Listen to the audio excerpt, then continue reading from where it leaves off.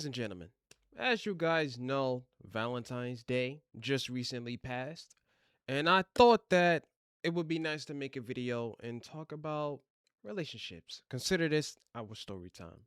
Now, what I would like to start this video off by saying is first and foremost, you don't really understand a relationship unless you're in one yourself.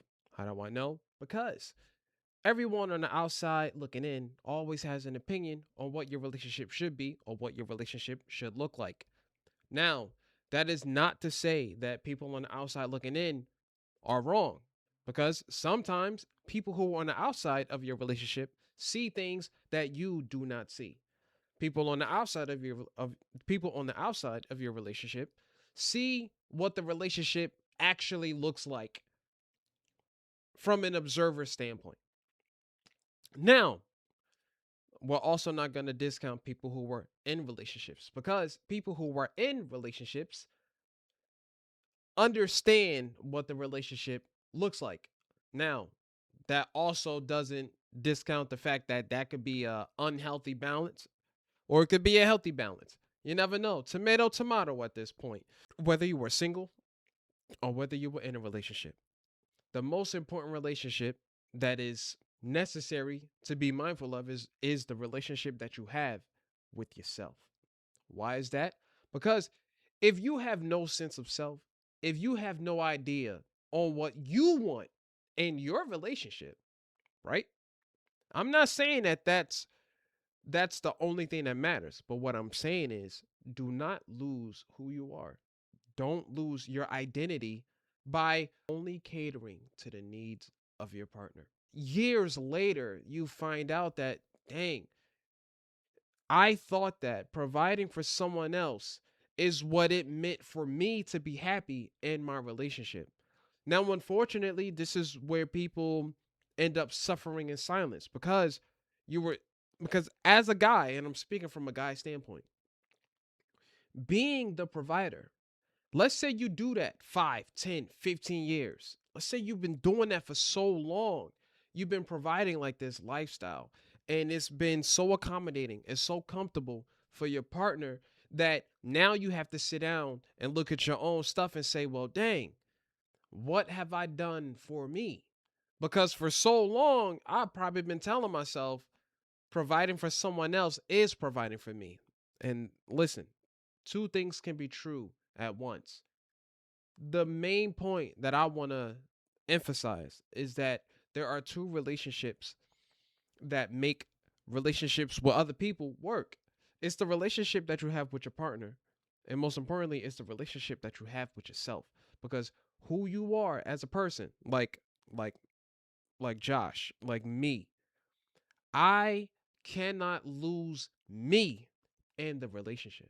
Yes, you can be a provider in a relationship. Yes, you can be a giver, but you have to define your limits. Because if I am going to go out my way to accommodate to someone else's lifestyle and just go above and beyond, move my whole life just to be with them and make sure that it's so easy for them to have access to all of the things that they want in their lives, and lose myself in the process, is selling myself short. And what's going to happen is 10, 15, 20 years down the line, I'm going to come to that point where I'm going to have to assess everything that I've done, everything that I've built. Have I only built a life for someone else and left little room for my own self improvement? Left little room to do the things that I truly believe in, do the things that I truly want to do in this life to have me be fulfilled? Yes, you can be fulfilled in your relationships, in more intimate relationships with a partner in life, right? That's great. But at the end of the day, what matters to me is the whole picture. My partner is not the only thing that is relevant to me in my life. Like my immediate family, my brother, my mother. I am willing to say that my brother and my mother, they come first before my lady. And the reason why is because that's my foundation. That's where I come from. My girl can leave whenever she want, but at the end of the day, what I have my brother and my mom that I can turn to. They will always be there. We're bound by blood. This chick didn't know me 20 years ago. No, she met me where I was. Maybe we met at the job. Maybe we met in school. Maybe we met at a coffee shop. She knows me from that point forward. She doesn't know what I've been through prior to. That's why family for me matters. My foundation is family. My foundation is who I am, who I want to become, regardless if I'm in a relationship with a chick or not. And that's why for me I say that I agree with David Goggins. The what matters to me in any relationship that I entertain is Josh, is me, is who I am. If I lose myself because I've become accustomed to providing for someone else, I would not be surprised to find 10, 15, 20 years down the line that I'm living a life of quiet desperation. That I'm suffering in silence because I've become a giver. Maybe by design cuz I'm a dude. I want to provide for my lady. I want to provide for my family. I want to be that provider. But you need to define your limits. And the reason for that is because takers don't have limits. Givers need to define their limits because takers don't have any. It would be a rare situation for someone who has been given accommodations, given a comfortable life to sit there and say, "You know what? Let me step up to the table. Let me step up to the plate and and provide as well." There are cases where when we're not aware, we end up realizing later on in life when we're older, sometimes much older, that we've lost ourselves within the relationships that we've been nurturing and we've been building.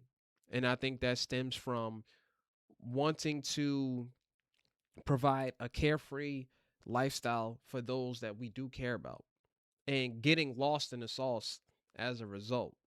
And I've gotten to the point in my life where who I am as an individual is more important than the relationships that I'm entertaining. And I say that because I I do not want to be in a situation where I have to sit down with myself and not recognize who I am because my life has been consumed by giving, providing, and lacking that awareness in doing those things for the sake of keeping someone else happy. And I think that the earlier that we can catch ourselves, the better. And that's why ultimately I will say that givers have to define their limits because takers don't have any. And most importantly, do not don't lose yourself. Shout out to David Goggins again. When it's all said and done, I started this alone. I can't lose myself in the process. I can't. Not even for the sake of someone else. Well, it's funny, man. I'm unbalanced, but I'm mostly unbalanced towards the family side. People don't get about me. I start being unbalanced. I get all my stuff in, but what I do is I make sure that my family has everything they need. Everything they need. Those who want to be part of my family. Some don't. Some family members don't want to be part of David Goggins. I get it. I got it. That's life. Those who are part of my family, I give them everything they need so they can leave me the fuck alone. I make sure you're happy as fuck because I gotta go to work. And I don't mean smoke jumping. I don't mean running. I mean all of it. It takes I can't have you in my fucking shit. Can't. So I know for me to have a family, I gotta make sure that you realize I'm gonna give you everything you need. So when you start bitching at me, I'm gonna say, look, hang on. I dedicated my life to give you everything you need. I need this time right here. For me to be the best I can be because this journey started without anybody. And I make sure everybody knows that who comes in my life. I've been left, think about it. I was left alone at a young age to figure this shit out. I figured it out. for myself, and it's been very successful for myself. No one's gonna come in here and fuck with my shit. That's why I make sure I will take care of whatever you need. Whatever you need from me, you got it. Money, house, my love, my support, I'm gonna give you everything you need. That said, I do it at the highest level possible. And I'm saying it with Jennifer in the next room. So please come here and say something if it's wrong, Jennifer. I don't give a fuck. Say what you gotta say. So then when it's time for me to go to work, I expect you to do the same for me. Because it takes every bit of me to do what I have to do. So I make sure that I'm very unbalanced for my family so I can be exactly that unbalanced for myself. And that's how I do it.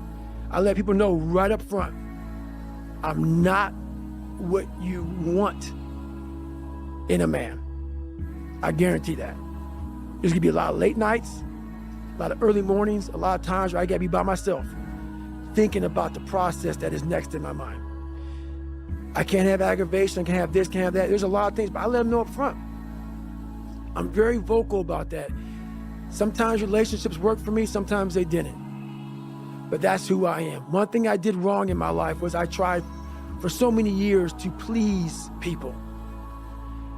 And I did it at the expense of myself. I was leaving a lot in the tank. And when you do that, you stop living.